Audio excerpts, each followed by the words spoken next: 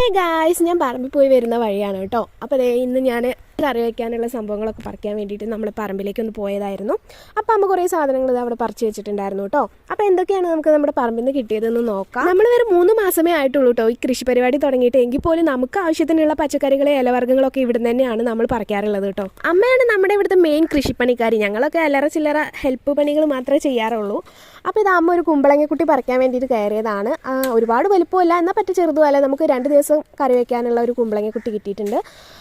അങ്ങനെ ഇതേ കുമ്പളങ്ങയൊക്കെ പറിച്ചു. പിന്നെ കുറച്ച് കൈപ്പയ്ക്ക പാകമായിട്ടുണ്ട്. അപ്പോൾ അതും കൂടെ അമ്മ പറിച്ചുകൊണ്ടിരിക്കുകയാണ്. അങ്ങനെ ഒരു 4-5 കൈപ്പയ്ക്കയും കൂടെ നമുക്ക് കിട്ടിയിട്ടുണ്ടായിരുന്നു. പിന്നെ ഇതാ ഞാനൊരു ചെടി കാണിക്കാം കേട്ടോ. ഈ ചെടി ആർക്കെങ്കിലും എവിടെയെങ്കിലും കണ്ട് വല്ല പരിചയം ഉണ്ടെങ്കിൽ ഒന്ന് കമൻറ്റ് ചെയ്യണേ.